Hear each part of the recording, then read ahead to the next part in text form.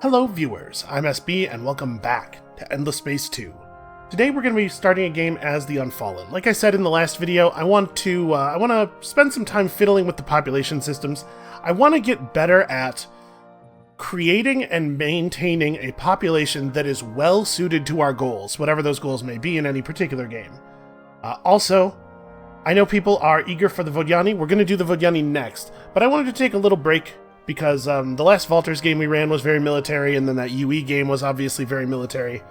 And I want to I'll just take a little break from being horrible space monsters who kill everything for no reason, because that is 100% what the Vodyani game is all about. Nobody likes having Vodyani neighbors. You will have to fight. And I mean, it's understandable, since your whole goal as Vodyani is kind of taking other people's population and grinding them up into smoothies. So, Unfallen.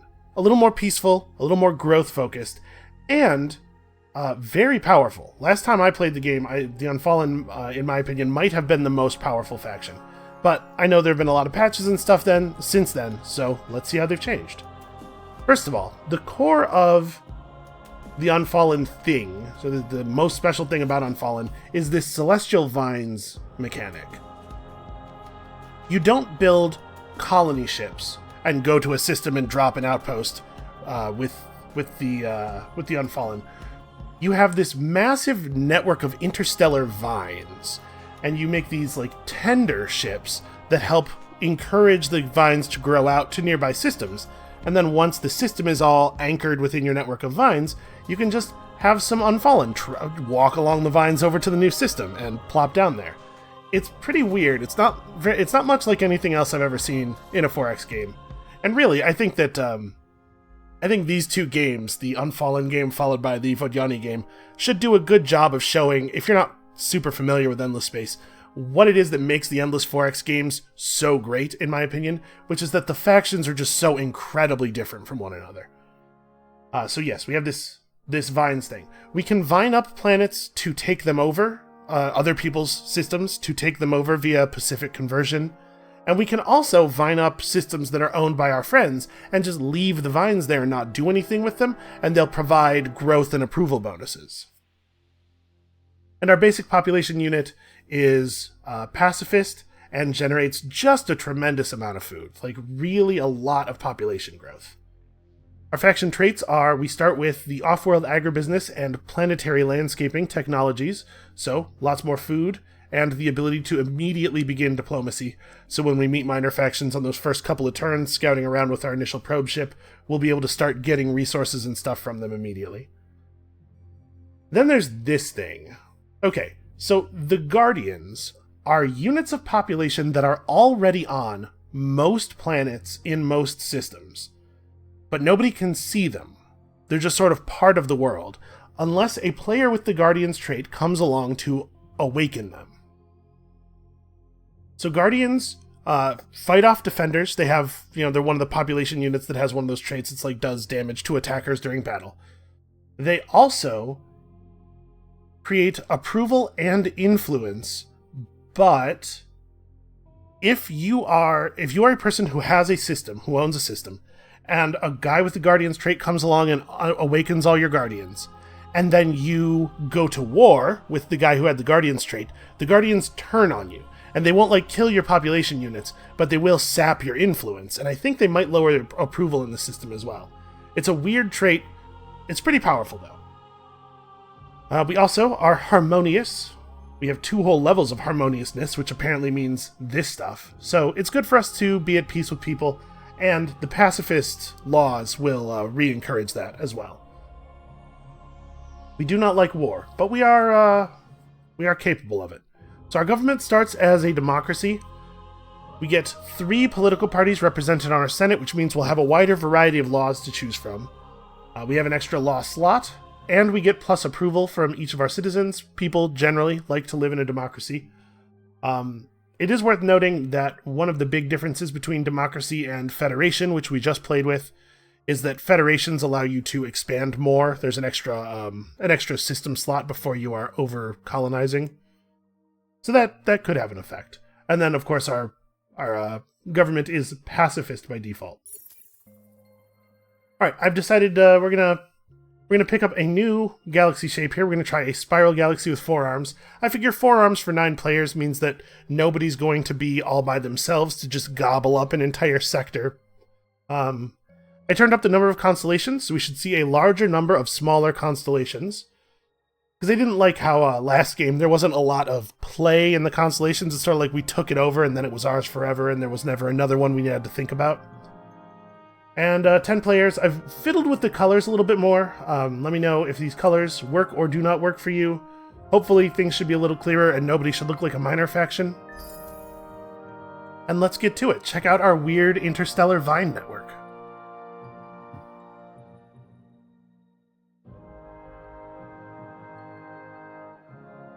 I kind of thought the game was going to launch a little faster than that.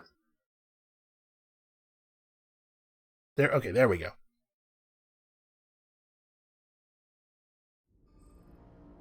Ignorant of other worlds, of other races, we slumbered for ages.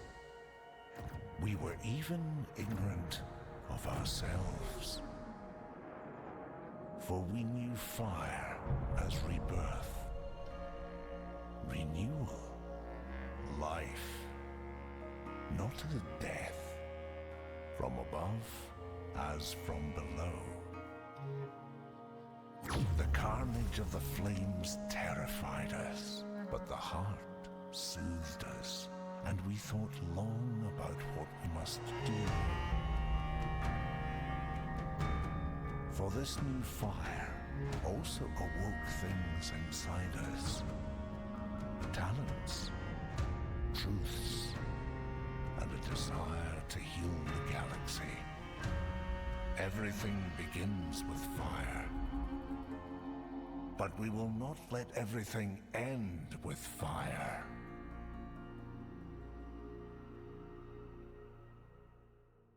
Man, these games have such good music. Alright, so here's our spiral galaxy. Whoa, hold up. Let's zoom back out for a second. That looks really cool. Okay, so there's a lot of mechanics here, and I'm going to be straight with you, I am not an expert on playing these guys. So, we're just going to have a little journey of discovery here. It's certainly not the first time I've played them, but there's gonna be some adjusting still. So we start with a scout ship, as normal, and then this entwiner. The entwiner is the sort of the vine tending ship that I was talking about. So we'll move the entwiner to a system that is adjacent to our network, and it will help coax the vines from the network to come and claim the system. This is work that will get done faster if there are more entwiners there. So actually what we probably want to do, what we might want to make an early priority, is getting a couple more vine ships together and having more of a vine fleet. But for now, let's zoom in here and have a look at our system. So we started on a fertile forest world, as you might imagine. We do have another fertile world in the system, so we will grow very, very quickly across these 2 planets. You can see here, this is a unit of Guardians population on our homeworld. So 200 damage done to attacker during ground battles, plus 5 approval, plus 20 influence if the owner is friendly with factions having Guardians, and of course, we are, because we are that faction. Minus 20 influence if the owner is enemy of factions having Guardians. So there are some material consequences to opposing us. So you'll notice we have a lot of influence coming in, but because we don't actually have area of influence circles, it's not as powerful as it would be with a lot of other factions, where a huge amount of early influence would mean they get to take over a lot of anomalies and they get to threaten other people's systems. So we should definitely grab this planet as soon as we build our first couple of growth buildings. It's probably still best to go for drone networks first. We need a little bit of industry. We are very poor on industry here. And you can see there's another Guardian to be awakened here. We have to actually get out there and do it, though. There's also some kind of resource. I mean, we'll get the drone networks done. So you may notice the first thing here is that obviously we don't have fantastic industry output. Jungle worlds will help a little bit. Jungle worlds are hot, and as always, hot worlds produce more good stuff. We might do a lot of jungle terraforming this game, actually. Anyway, drone networks, we're going. We're going to go ahead and equip our starting hero to the probe ship, as always. Let's check out what we have over here. And then we'll wake up the Guardian, too, because that's XP. Alright, so we have normal deposits of titanium and hyperium here. Obviously, we'll want to make the tech to research, the tech to extract those an early priority. In fact, probably a right this second priority. And we got a little bit of titanium to play with. We have discovered a Guardian. And I really like this music. Okay, xenolinguistics, it's almost always right. Plus 10 industry per fertile is going to be so good for us, yeah. It's the best tech. It's the first tech I always research. There's probably a lot of situations where that's not correct, but I'm doing it anyway. Okay, so let's fiddle around with our probe ships here. We can swap the position of a couple of modules and get the probe ships redesigned. Here's a question. Would I rather just do this? I think so. So we're gonna fiddle with our probe ship design a little bit. We're gonna spend a bunch of our early dust. Okay, so now we have 4 fresh probes, and I'm going to fire them, first of all... Hold on, where are we relative to the center of the galaxy? This way? I think probably the smart thing to do with our vines is to fall back. Try to make sure that we have as much control over our arm of the spiral as possible. So that being the case, I'm going to send probes down this way, since we won't be checking that too much. And then we'll just fire the extra probes off like this. Get us some vision of our surroundings. We'll go back to this thing, pull out the extra probe module, put the engines back in, and refresh the ship. Okay, now we have 2 probes for next turn. Do I want to fire one of them off now? It'll take 2 turns for each one of them to refresh. I'm thinking we're going to send our vine ship down this way, so I don't necessarily need to... There, we'll send a probe down that way, and we'll save one for actually exploring. And then we'll send our vine ship down this way as our other scout. Hopefully this will give us a pretty complete picture of our surroundings early. Okay, what else do we need to do this turn? Ah, yeah. Our government, right. So, the default law for the pacifists, the mandatory pacifist law, allows you to force peace on people when you're in Cold War, when you're at Cold War with them. We can pay an influence cost and just make ourselves be at peace with people. It's really not that useful. It is usually the case that if somebody's not super eager to go to war with you, you can talk them over into peace without paying the extra influence cost. But since we're going to have so much influence anyway, we may get to avoid making expensive deals. And because we are pacifist ecologists right now, we have access to this law, which reduces the cost of diplomatic terms being applied. We have to keep this law on for a while for it to build up. And this thing, which we obviously are turning on right away, which just gives plus food per anomaly and plus all outputs, plus percentage all outputs per anomaly. We have so much influence income. There's no reason for us not to apply these laws. The real question is, would we rather apply one of the free laws that has a significant trade-off instead? And I think the answer is no. This would be 9 dust per turn right now. Yeah, let's just run Trusted Broker. So we'll stockpile influence a little bit more slowly, but we'll get this discount, and it may well make up for it. And if not, we can always just cancel the law. We'll be fine. We definitely need to get our science and industry on this system up. Okay, well, we're seeing a lot of worlds we can't settle. What do we have here? Alright, a yellow star, so hot planets. Unfortunate for us at the moment. And in Rassam, a binary yellow star. Yeah, unfortunate. Well, we'll have to prioritize some of that colonization tech early on. Are there... Yeah, there's stuff worth searching over here. Head this way, rack up some XP on our hero.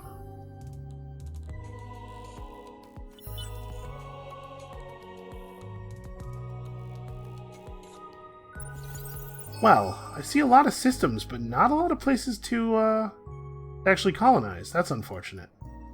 Notice that the constellation ends up here. So we can... the vine ship must stay in position until the vine reaches the system. So we could try to coax the vine over to this thing. We'll get the effect of it immediately, which is even more influence. And then from there we'll be able to coax it out beyond. But man, I would really like to find a world we can actually inhabit.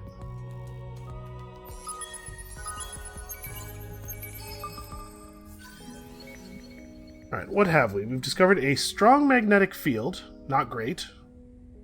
A large liquid ferrous core gives this planet strong magnetic fields that fluctuate unpredictably. In order to counter this, much of the work done by industry and science has to undergo the expense of being carefully controlled and shielded. Yeah, bummer. As if this system needed more problems. Also, the other world has a permanent monsoon. Well, you know, our people are pretty happy in general. We might be able to endure the approval penalties. So I don't think we are going to try to coax the vines out here yet. Let's keep having a look around. See what's down this way. Also, Luna Barks here is learning so much about the galaxy.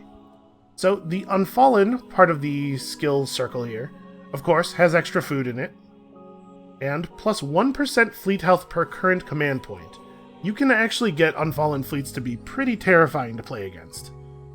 We can get influence boosts, shield absorption, even more influence boosts, and even more food,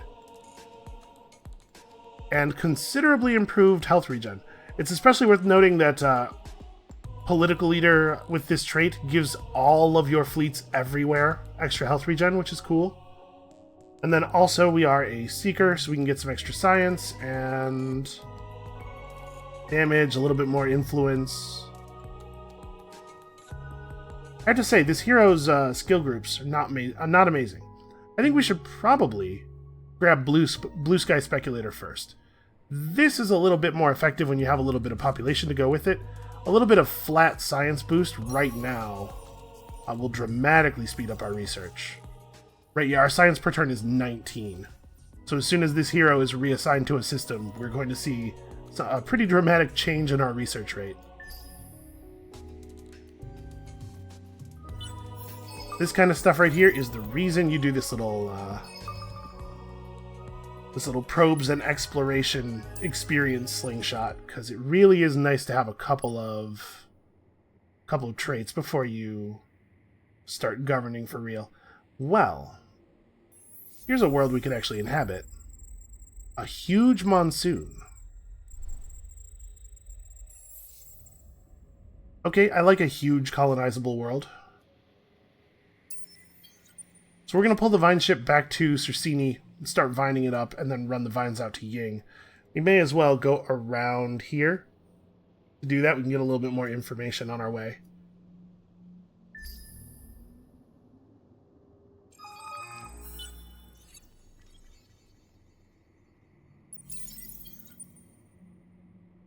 What have we out here? Even if we don't see any pirates in our immediate environs right now, remember, pirates will spawn. They'll appear. So we have to be ready for that, which means we probably can't neglect military tech for too long. Alright, somebody discovered the academy right away. That's unusual. We awoke ages ago. The first of us came to life fully conscious, as if from one day to the next the dawn changed us. We did not worry ourselves with this, however. For ages we simply grew and thought, listening to the heart and learning about our world, Koyassel. We sunk our roots deep into the soil to see what lay beneath. We gazed at the stars and tracked their passage across the sky. Why seek anything else? What more is required of life? Then these others came, bringing their conflicts and their violence, driving us into self-doubt and confusion. To ask, where did they come from, is a brief step away from asking, and where did we come from? We hear the murmurs of the heart, and it soothes us. It speaks to us of serenity and strength. But the old reassurances are no longer enough. They fade with the old vision of the universe.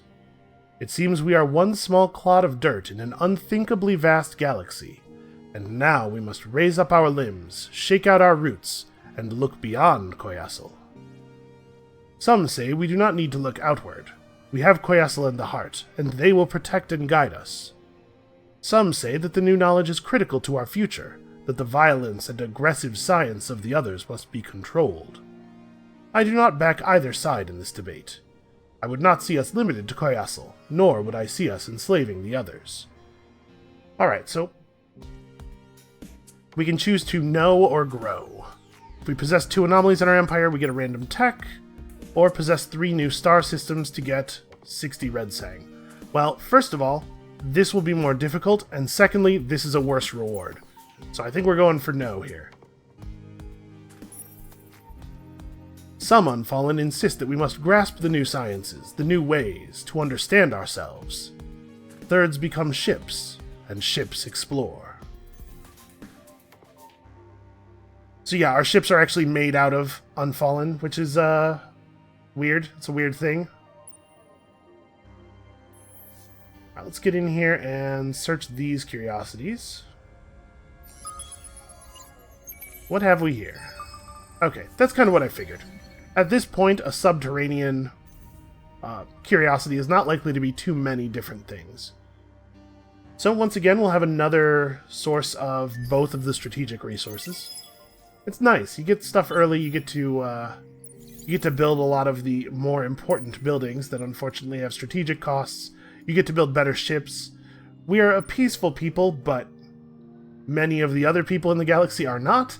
We will not be able to get away with not having ships. Alright, Cheng's a little bit more capable now. In 2 turns, we're going to have another industry building to build. And you can see our population is growing relatively quickly, but it might be worth throwing up sustainable farms.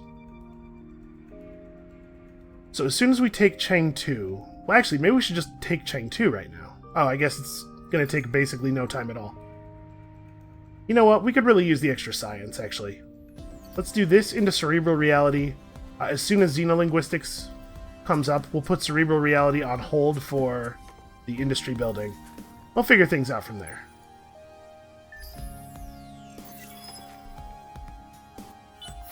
Man, look at that. We have, like, actual incomes. It's so different from the games we were just playing. Alright, we found the Guardian, obviously. So our hero's reassignment cooldown, in case you were curious, will be up in 2 turns. At that time, we want our fleet to be orbiting a planet so that we can unassign the hero and send them back home. Question is, which way do we want to go first here?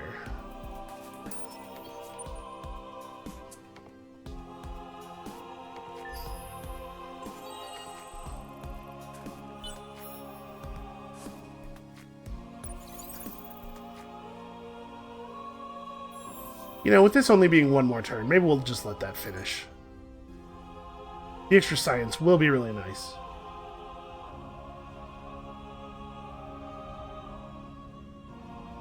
Yeah, so we have 2 planets, 2 of which are fertile, 1 of which is temperate. This is going to almost double our industry output.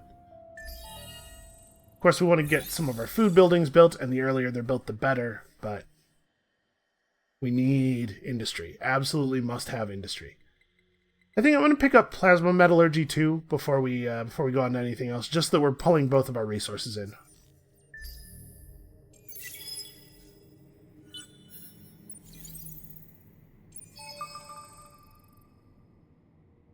Okay, we discovered nebular clouds. That's a pretty good anomaly. I'm not actually sure.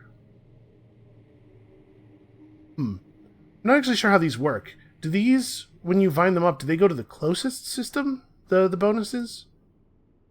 I guess we'll find out. We can certainly explore that. So your reassignment cooldown is up.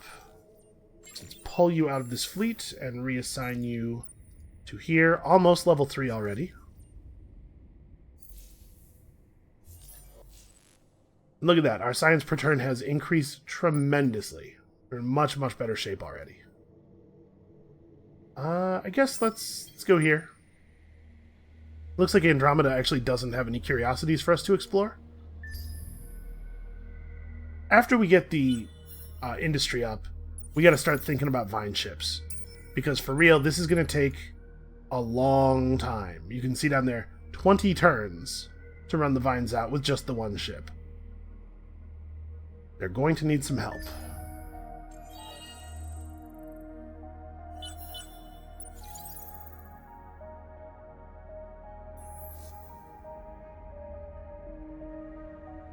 Alright, I don't think it matters too much what order we explore these in. None of them are none of them are subterranean or anything. They all are potentially just loot.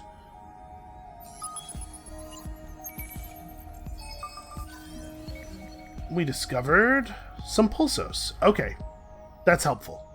We could really use a little bit of industry. And then the ruins. Ruins have a relatively high chance of being cool stuff for us.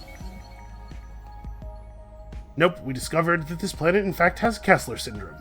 That's a shame. There's a whole lot of garbage in the atmosphere, and it makes interplanetary business tricky. Maybe a good way to put it. Okay, so the pulsos don't appear in our population details until they actually make it to Cheng. Once they've done that, we're gonna want to figure out how we want to manage our population. All right, public-private partnerships. This is an awfully important tech. Yeah, let's grab this before we do anything else too. The basic industry and science buildings are just super, super important. Oh hey, Ying has become a pirate stronghold. I'm actually not sure what will happen if we vine up a pirate system. I guess we'll find out. Alright, even more science. Actually, at this point, we have enough population on that system that this is probably pretty significant. Right, yeah, 72. So we increased the industry output of this system by like 10% by taking that one skill point. And we'll grow a little bit more quickly. You can tell we're growing very quickly as it is. This is definitely a faction with which it's very sensible to send a lot of population out to distant systems from your home system, because your home system is pretty much always going to grow really, really quickly.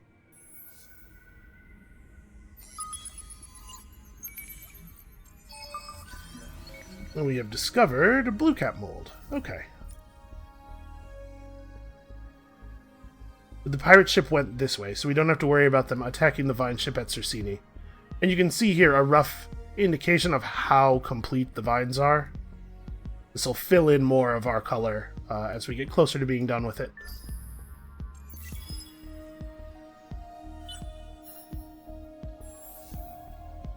Okay, so the creation of a vine ship is 546 industry. This is quite a bit of food. I'm a little worried about overpopulation, but I guess I don't really have to be. And you know what? Honestly, we should probably move everybody over to this other world. We'll produce less food this way, but the industry difference is significant. Yeah, it's like 10 points of industry. We're only happy right now, and the infinite supermarket would push us to ecstatic, which will help with our food output. But you know, so will building a food building. Alright, let's do this. Try to push this system to full population as quickly as possible, and then probably vine ships. Oh yeah, there's this. I forgot to mention this. We can sacrifice a unit of our population. Boy, it's a weird thing. More a right than a construction. This event accepts the voluntary sacrifice of a guardian in order to improve the morale of the system population. Full of the sonorous language of the Unfallen, ancient rites of fire, and clouds of smoke and dust, It is as impressive and moving as it is encouraging and renewing. Fire is present as a symbol both of death and life, and dust, like fumes, uplifts and invigorates the population. So it's actually, sorry, it's not our population, it's a guardian. We can burn a guardian to basically get everybody high off of the guardian fumes, which will provide a significant amount of approval for a little while. So that's an option that we have. We can just kind of clam bake a system, if it comes right down to it. Not something you generally want to be doing. Guardians are valuable, but it is an option we have available. Alright, we need to wait one more turn to have another probe so that we can finish exploring here. And yeah, I suppose we should do some research. Alright, let's pick up efficient shielding. We're going to have to fight these pirates, almost certainly. We could try to talk them down, I guess. Speak. You know, we do have a lot of influence.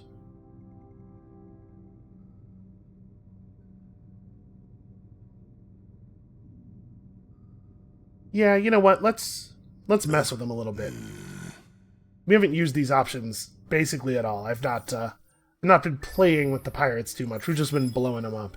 We will blow them up, but we can increase the amount of time between their spawns and weaken the spawns when they do show up. Okay, so you can see we're pulling back the additional firepower bar every time we do this. What? Interesting. Well, we'll keep their fleets weak, because our fleets are going to be weak for a while. I don't really know what else to do with all of our influence, honestly. As long as we don't know any other players, some pretty limited options. Okay, so we found some Red Sang. I mean, Red Sang is fine. I don't know that we really need plus food on our systems, given what our population does. So there's no curiosities to explore on Andromeda. What do we want to do with our scout ship? Actually, let's go this way. Let's keep exploring. Now, our starting constellation here is a plus dust constellation. And in fact, we're doing quite well on dust as it is. So I think we probably want to push for... Where is it? Yeah, we want to push for multi-thread management, probably a little bit earlier than normal. And we might be able to really accelerate the growth of our empire with dust. Obviously, dust is helpful for a lot of people in increasing the rate at which outposts become colonies. We don't have that entire system. So we'll just be using it to rush productions. Alright.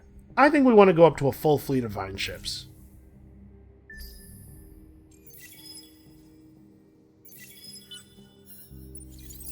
It is nice to have a functional economy for a change, though, I'll say that.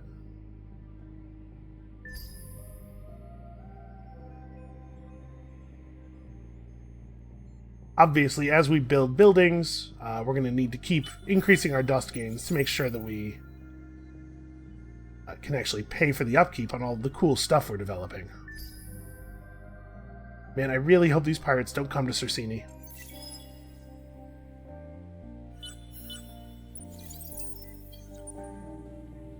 Okay, we managed to make it through without them blockading us, which is nice. The Pulso ship has almost arrived, and it looks like we might in fact get attacked here. I'm gonna sit here and keep vining until they actually do it, though. So we have access to basic ship hulls now. Let's go ahead and get multi-thread management. And once we've done that, we're only one tech off of the next level of system development, so we may as well pursue that. So you'll be the first to possess 20 star system improvements in your empire. We are at 6, which puts us at 8th. Something tells me we're not going to accomplish this challenge. Fortunately, we don't really need 75 trees. What are the other ones we can see? Explore 50% of the galaxy. Yeah, this is too small a reward for how difficult that is to do. Alright, here is building that wonder. Okay, and the first military deed isn't until the third tier of that part of the tree. Wheel, I guess. That part of the wheel. Alright, are they going to attack us, or are they just going to... Nope. I was going to say, are they just going to watch with awe? No, we're going to have to run. That's a shame. I assume that thing doesn't have any guns on it, I think that's a fairly safe assumption. Yeah, 0 offensive power. Okay, well, let's run on home then. As soon as multi-thread management is completed, we're going to be able to buy ourselves a small fleet, probably. So I think I'm just going to keep making Vine ships for now. Oh, yeah, keep supporting... It doesn't really matter who we support here.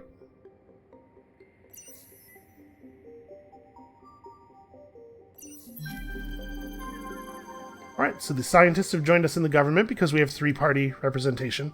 So we've gained the Make Love Not War rule, which is a very, very powerful influence or approval increaser. And of course the Scientist Dirty Hands Act, which is great. So we should probably be running that. We're not actually getting a lot of value out of Trusted Broker. I was kind of thinking, you know, we might meet a player or a minor faction, but that has not happened. So why don't we just go ahead and cut this? And actually, we'll leave the slot open. This reduces the cost of system improvements, and I do want this active while we're building system improvements, but for the next several turns, we're just going to be making ships that wouldn't be affected by it. So we'll just bank the little bit of extra influence for now.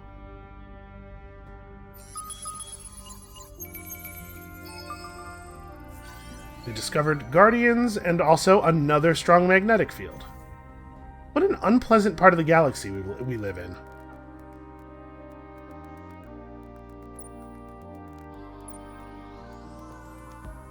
Go ahead and disband, just chill out in there. We'll just take a minute here, get some repairs, wait for our defense ships to come online. We have discovered Jadonics. Is that because the Pulsos arrived and that's the resource they like? It is indeed that is indeed the case. Okay, so the collection bonus for these guys. Ooh, if we get to 10 Guardians within the Empire, every system that has Guardians in it, which should be almost every system, will get plus 10 approval. That seems awfully valuable. There's no way to get the Guardians to breed, I don't think. You just find them. So increasing your population collection of Guardians is just about expansion. Alright, increasing our Unfallen population will eventually allow us to get a lot more influence. 50% ownership recovery rate on systems. So this is, when you take a system that was somebody else's, your ownership rate will accumulate faster, making it officially yours faster. This doesn't seem very useful, honestly. And the Pulsos. Plus 10 industry on systems with Pulsos. Boy, I sure would love to get to 20 of these guys. So we're going to have to find a source of Jadonics if we want to be able to really pump their population. We also want to try to find systems that have quite a bit of food, or systems where we can make there be quite a bit of food, and then people those systems primarily or even entirely with Pulsos, because you obviously you get birth in when a new population unit is birthed in a system, you get one of the population types that's already in the system.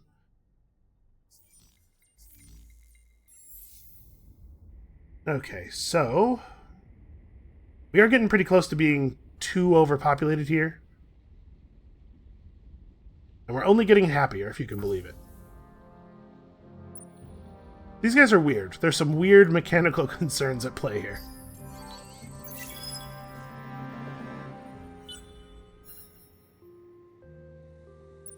Hey, no, don't you dare. No, let me zoom in just enough to search the thing. Okay, they're leaving. It's weird, they don't like the Vine ships, but they're fine with the scouts. We discovered a talking world anomaly. Continual series of radio wave transmissions from variable sites on the planet. It's intergalactic number stations running nonstop. I mean, plus approval. It's actually good because we will not be happy living on these world types. My suspicion is that our people are not super down with a lot of the hot world types, although I bet cold worlds are worse. Well, there's some curiosities over here to search. You know, I'm not really in a hurry to meet another player. We've got enough territory here to spend some time figuring things out. The next turn we get multi-thread management, and then we are going to see exactly how much of a fleet I can straight up purchase. What can I do for you? Oh, the pirates did level up there. Alright, they hate us very much, as you might expect. They've reached level 2 toughness. But, I mean, still just individual ships. So let's have a look at the design of our stuff. We don't have access to any cool modules, really, unfortunately. We can see one of their ships. How are they built? Energy weapons and really no defenses to speak of. Why don't we replace at least some of our hull plating with shielding? A little bit of energy defense.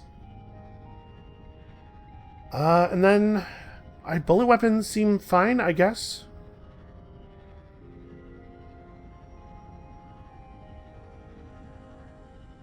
Yeah. I guess there could be some benefit to changing to a weapon type that's less range dependent. Or that's more range dependent. The DPS on these is pretty good.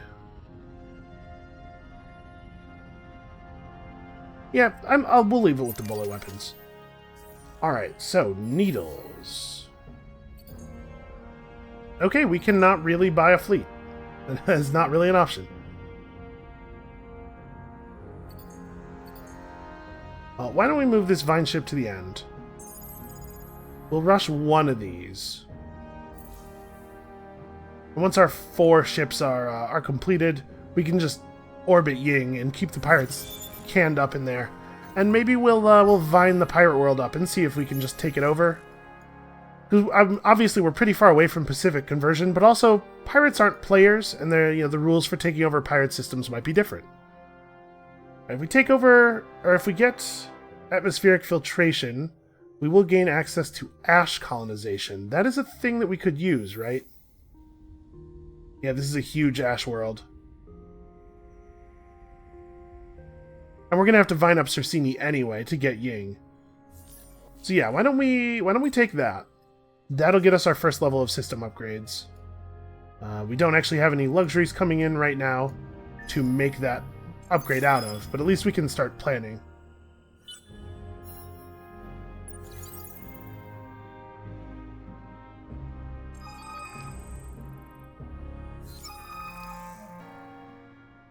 Your fleet enters the system Cersini. It has barely slowed from super light speed when a belt of rocks circling one of the planets starts to peel off and head towards you on a carefully calibrated collision course.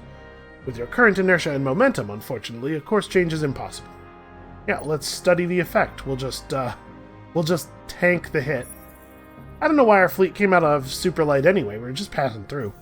I guess maybe it's hard to turn at above light speeds. I could see that being the case.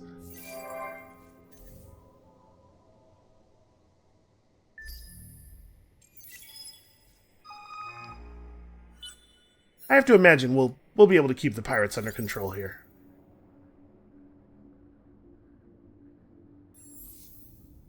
Alright, so one more turn until the needles are complete.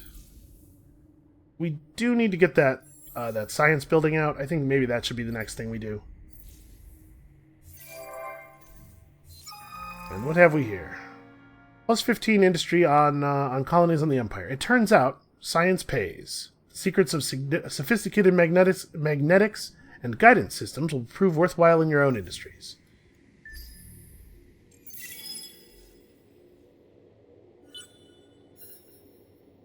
Right, I'm hoping that those pirates will just leave.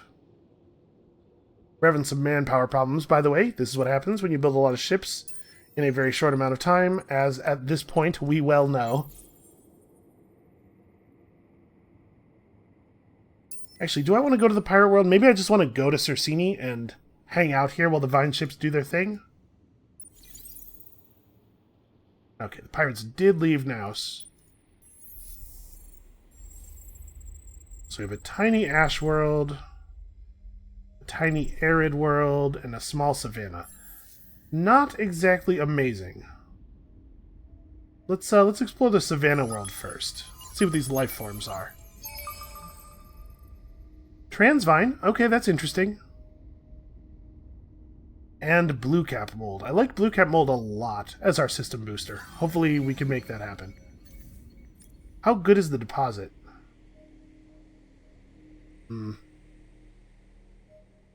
2 blue cap mold per turn, huh? Well, not terrible.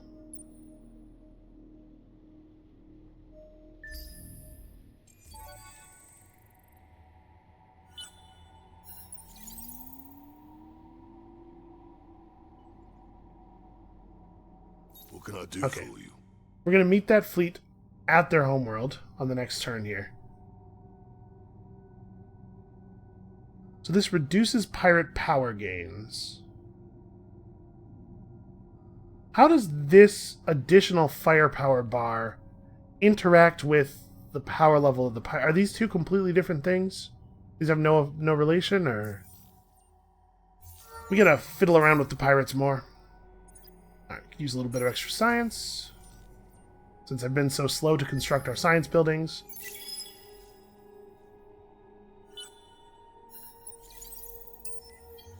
Alright, let's show these guys that we know a thing or two about fire ourselves. So yeah, we want to be as short range as possible. Oops, I left watch on. Well, that's not necessary. I guess we can just at least have a little look at our ships. Our ships are really cool looking, I think.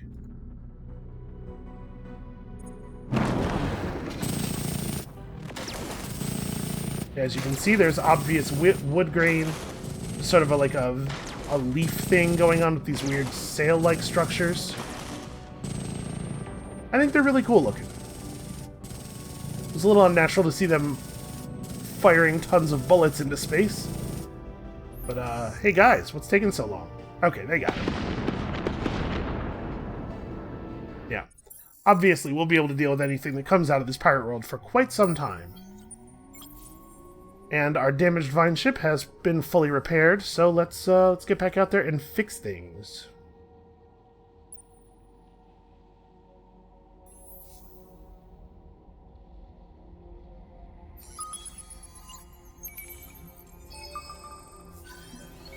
Alright, we've also discovered that this is a high-gravity planet. The unusually dense core of this planet gives it abnormally high gravity for its size. What is wrong with the cores of all these planets, man?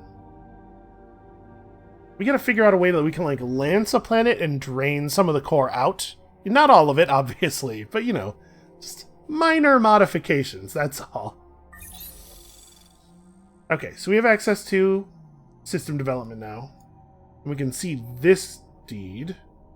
Oh, this is... Be the first to control at least 4 star systems in the same constellation. Somebody already has it. Yeah, we're a little bit behind on that one. Now, we could go grab trade companies right now and just really focus on dust output this game. It's an interesting idea, at least. But we probably need better curiosity revealing. In addition, Savannah and Mediterranean worlds on this, it's not totally great. I don't think we've seen any Savannah or Mediterranean worlds, or we may have seen one Mediterranean. But there's a lot to be said about free engine movement as well, the warp drive. Yeah, all right. Let's pursue this research path. We'll get the ability to see better curiosities, get a better idea of what's actually on these worlds we inhabit. Oh, and we do have the ability to colonize this one. Our people aren't going to like it very much, but we're actually population capped right now, so we may as well do it. Might want to throw in the infinite supermarkets after that. What does a tree buy at the supermarket? It seems kind of strange now that I really think about it. Alright, so working together, the Vine ships, I believe it's a linear reduction, so we should see just, 5 turns. Alright, let's get these systems under control. I left watch turned on again. Okay, we are going to remember to slide that little thing over to the left. That's a weird little bit of interface skeuomorphism that I've never really understood. Those like little slidey interfaces. I guess it's a lot easier to interact with on a phone, is probably why. Okay, so a distant stellar giant about 80 times the size of an average star has just gone supernova. Capitalizing on the media attention drawn by the event, a pacifist group within your empire has launched a campaign to bring home the fleets that were monitoring the event rather than leave them on patrol. Okay, so dust and approval, not really things that we needed. I mean, it does mean Cheng will be ecstatic for a while. And, I mean, obviously the Empire's ecstatic as well, since Cheng is the entire Empire right now. Alright, one more turn until we have another probe here. We've started moving a little bit slowly. You know, we're trees. This is how things are sometimes. But I think this start has promise. I do not know exactly what our victory condition is yet, what we're headed for, but I think we're going to be able to develop pretty quickly from this point. We might even want to make a second fleet of vine ships. The vine ships will eventually basically be useless, but right now we could really use more vines getting spread out more quickly. A brilliant inventor from the Cheng system has created a wondrous piece of technology, a neural device that allows one to temporarily control the thoughts and actions of another. Great! Unfortunately, the inventor only created one. I don't want this thing around. That said, 100% double experience for heroes on the system is actually pretty good, and militarist political ideology I don't think is actually at any threat of breaking into our government. Of course, ecologist support wasn't super high either. I'm gonna do this. We're gonna confiscate the helmet, put it on our tree hero, and just let him learn some things in kind of a horrifying way.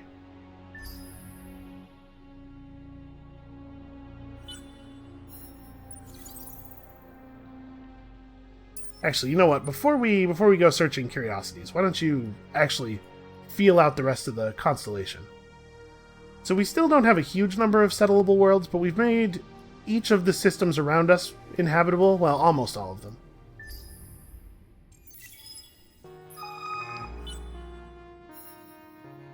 And hey, we did it, because this world has 2 curiosities on it by itself.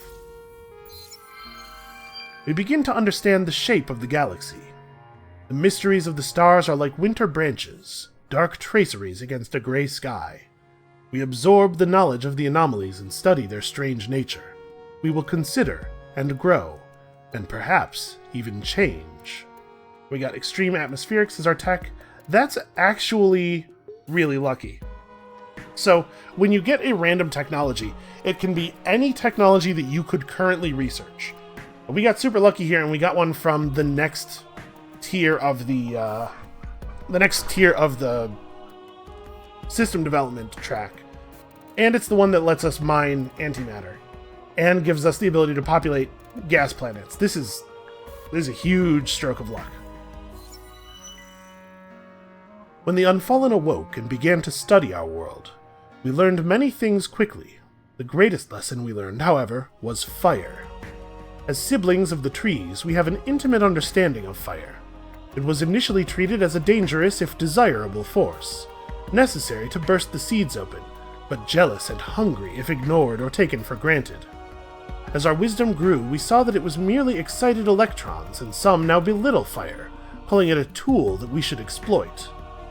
They say that fire and its descendants, fossil fuels, fission, fusion, are, like fire, dangerous, but useful.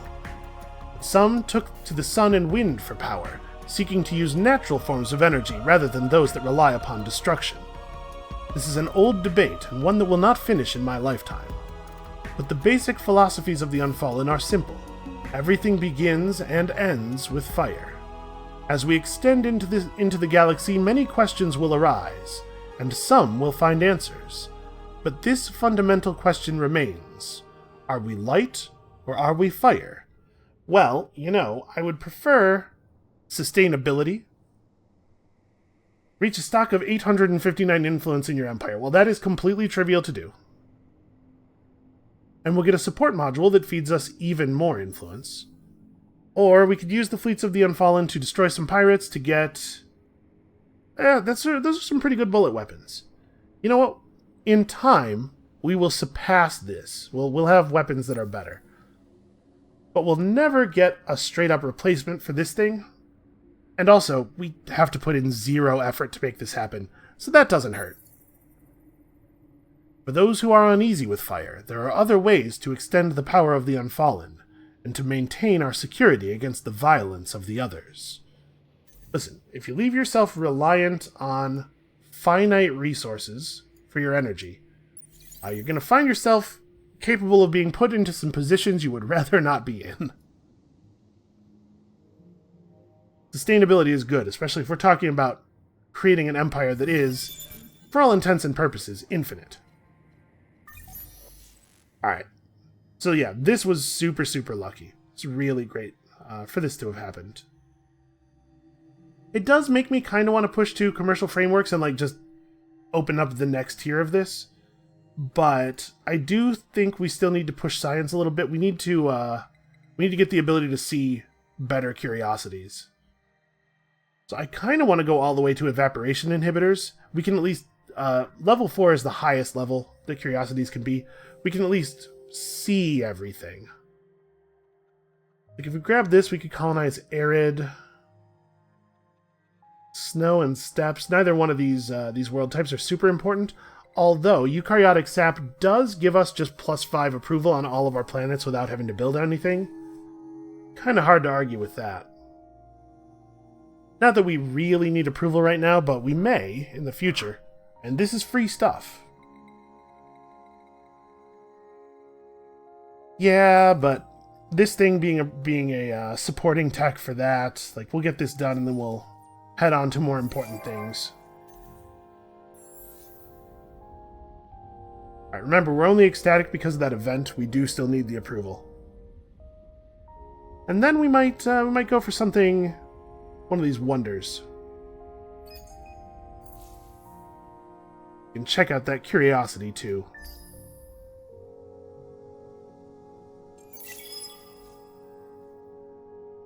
Alright, what have we discovered? Super spuds. Okay. It's not actually a deposit, it was just 20... there was a box. There were 20 potatoes in it. Well, fine, I guess. Alright, let's go for this. This is a pretty powerful bonus. And this system, or this world, has much better industry output than our current worlds. We'll be a lot less happy while we're on it, but we have quite a bit of bonus happiness to work with right now anyway. And these guys would prefer to be on a world with an anomaly. We can be producing a whole lot of extra science. Our global science output, our whole like empire-wide science output, is still quite low, so that's significant. If I move one more person over here... okay, we remain ecstatic.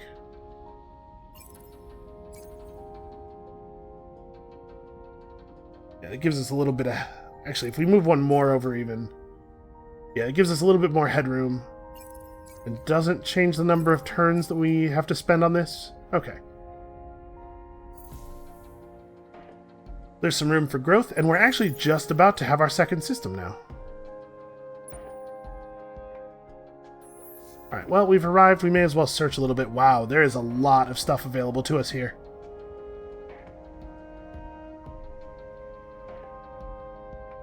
Let's check out some of the signal curiosities.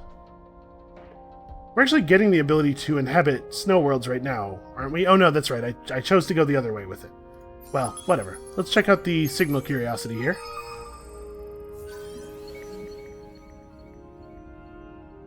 Okay, Eden incense. By the way, this is still broken. I wonder, you know, it might be a consequence of the single mod I'm using, the color mod, maybe, or maybe there's a thing that needs to be patched. Ah, and we've also found the mist that lets you see the future. Okay, +2 vision range. That's handy. We'll run around a little bit. We won't stay in place and explore curiosities. I assume that there's another player. In fact, somehow we know this. Why is Ukta revealed to me? Did I miss when this happened? But we know for a fact there is another player down here.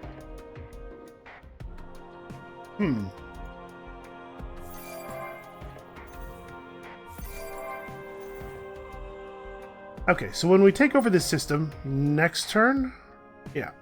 When we take over this system, we might only send Pulsos over here. We'll see how things go. I'm not sure. I don't have a plan yet. Surprise. Alright, so you can see our manpower is slowly refilling. You don't necessarily need to have a huge amount of manpower generation to run your fleets. You just need to build your ships gradually. The place you get into trouble is when you want to build a whole lot of ships in quick succession. So even when you're not at war, it can be a good idea to be slowly building your army, just so that if war suddenly happens, your ships still have reasonable levels of manpower in them. Okay, we have Entwined Circini. So now we can zoom in here and just click a button and take it over. We do have anomalies. Oh, you know what? Without level 2 system development, though, we don't have spaceports. So we don't actually have the ability to change population between systems. So I suppose we better get our system developments on. Okay. Oh, also, we have picked up planet specializations. We should definitely go Specialized Chang while I'm thinking about it. Even though these specializations don't match the system, the worlds terribly well, obviously, it's just a bunch of free science. Do I want to delay the wonder for it? Given that we're racing for this to some degree, I think the answer might be no. We're talking about an extra 18 science, which is considerable, still a significant percentage of our overall science output. But we're also talking about 2 turns delay. No, I don't think so. Let's hold off. I want to get this done as quickly as possible. I do not want to lose it.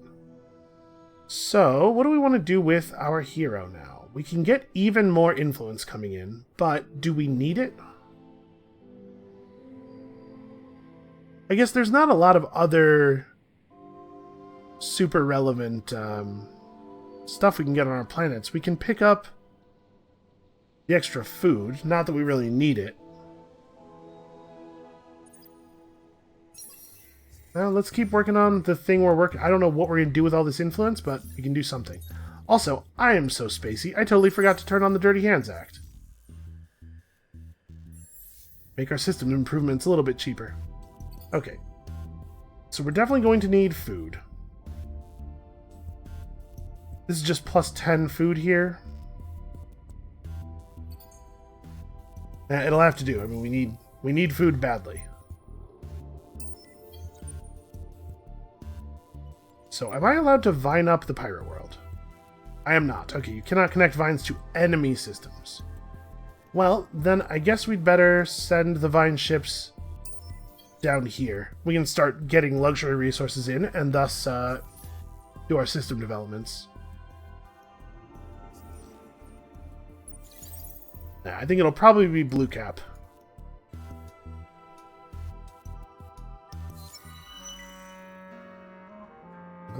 The Galactic Census is coming up, and although you have greater worries on your mind, you remember what one of your wisest advisors once said, that a great leader is often judged not by his actions, but by the statistics he leaves behind.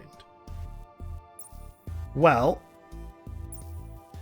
I'm looking at the rewards for these things real quick here, and it looks to me like none of them are super valuable to us. The dust is probably the most valuable. We already have more influence than we really know what to do with. So in less than 20 turns, get one of your systems up to 325 industry. Yeah, we'll see what we can do. 325 is not terribly far away. In fact, this does it, right? Also, in fact, we should maybe just bang this out real quick. Because we have a considerable population on a planet that has strategic deposits. This may not actually extend the time necessary to build this due to all the extra industry we're going to get. It might even take a turn off. I don't know for sure that it will, but I think building it will be free in terms of time. So unfortunately, we are going to have to destroy the pirates to get the system back. I was kind of hoping we could just convert them. And that's going to require more manpower. Not totally ideal.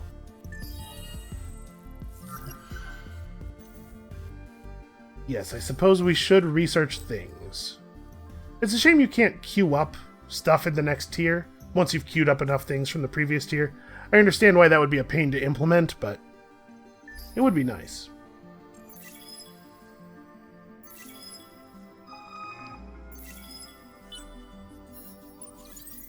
Alright, so the pirates just gained a power level. Well, I'm sure we have what you need. Is it that this fills up completely and then that's when... Here, let's press this button here. Doesn't seem to have done anything. I guess they're at their floor for firepower. We'll pay more attention to that in the coming turns. Alright, slingshot has ended. That's a shame. We were using that industry.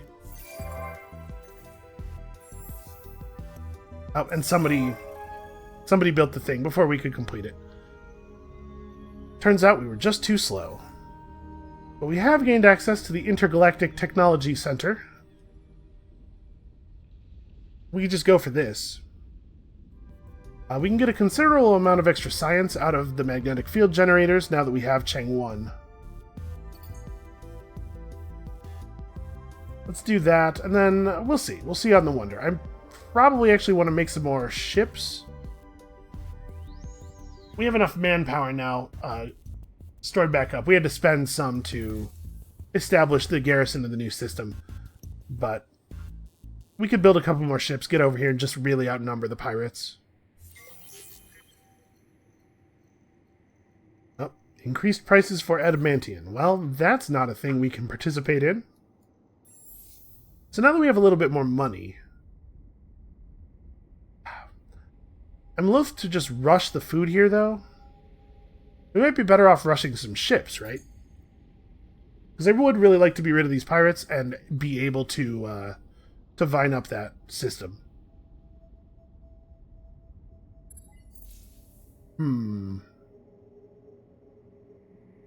Maybe we just hold on to the money and wait for like a better opportunity? No, probably not. So each one of the ships that we currently have has 100 manpower on it.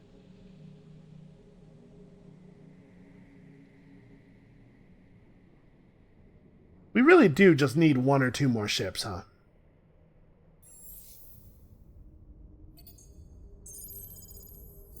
Alright, let's see if one more ship will allow us to take this over. Or to eliminate them from it, at least.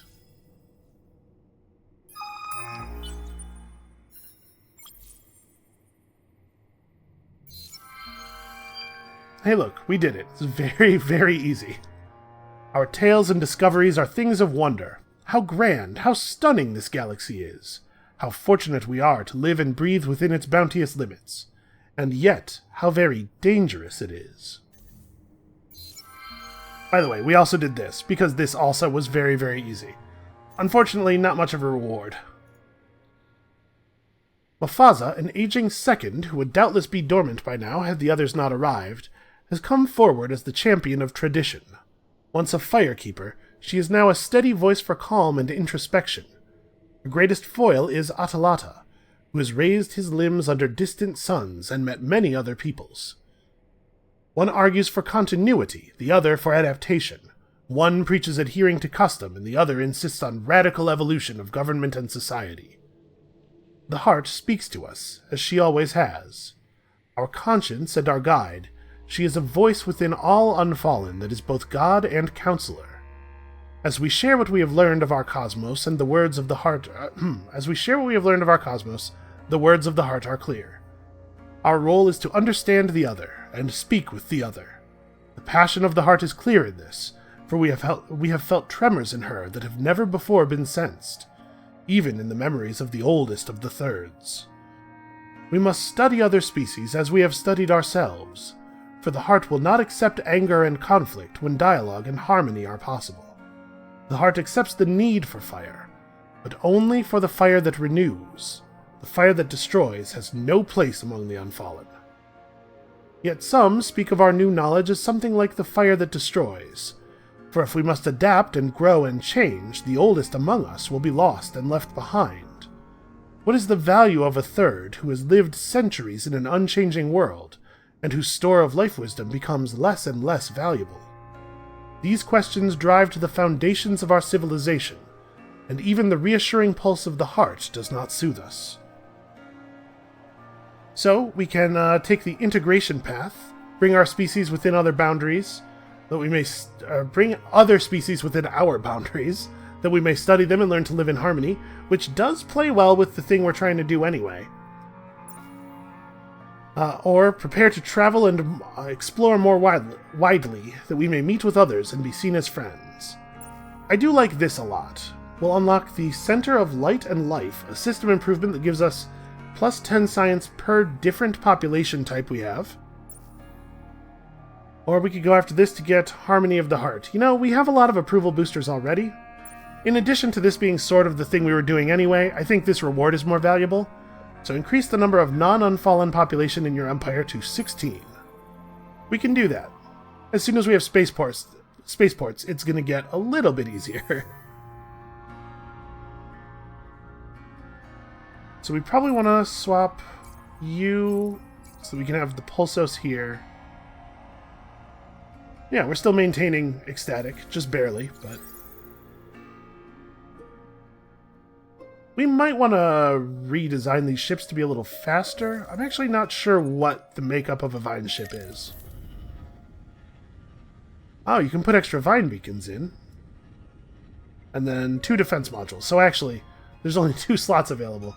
Well, we could redesign them to have Hyperium engines. That's an extra movement point at the very least, right?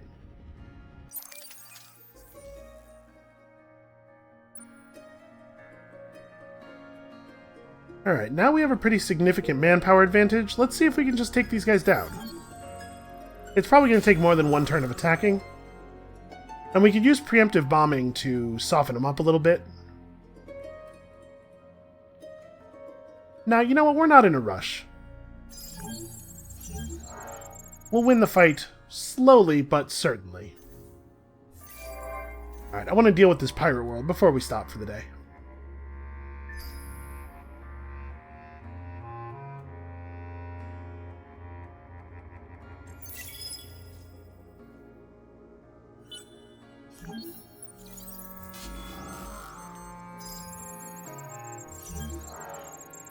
Okay, next turn. Let's start vining this up so that we can get some actual income of luxury resources, which we could certainly use. Yeah, I do want to take advantage of our plus vision range thing to keep exploring, but also we can get all of the curiosities in 1 turn. Let's go ahead and do it. So we found ancient ruins, that's handy. And an adamantium deposit. You know, we might be able to get a significant amount of dust flowing in. Maybe that's the direction we should be heading for our victory. Get our trading companies nice and early and push for a dust victory. Which means after evaporation inhibitors, we're probably going for commercial frameworks then. Might be a path for us. Alright. Ying is cleared. Got some loot. And after we take Naos, we'll go and grab that. I'm thinking we wanna vine up all of this stuff to take advantage of all the luxuries that are available out here. Also, we probably need to bring our scout ship back or build a new one, because it's getting to be the case that there's an awful lot of curiosities around. Let's just make a new one. Maybe even 2? Yeah, maybe even 2. Actually, before we do that, hold on, we can fiddle with the design a little bit. So these are all... okay. I was hoping that we'd be able to jam more probes in, but at the very least, we can get the faster engines on there. Let's cancel these and stack up the new ones. And then after that, I think it might just be a lot of Vine ships. The wonders are good. This wonder is certainly certainly very powerful, but we really need to expand.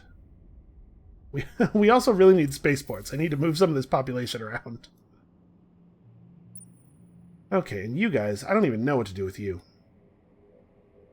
Well, this guy can just go be a scout. And I think what I'll do with these ones is just kind of have them hang out in the middle part of the Empire and be ready to respond to further pirate attacks. Hang out here and repair. Okay, well, I think that is probably all the time that we have for today. You'll notice we are paying so much upkeep that we are now slightly negative on dust. Don't worry, we'll fix it. And we have a good economic base, I think. So that's going to be it for us for today. Thank you guys so much for watching. Come back next time. We're going to unite all of the galaxy in our weird little tree colony by any means necessary. And we'll see you then.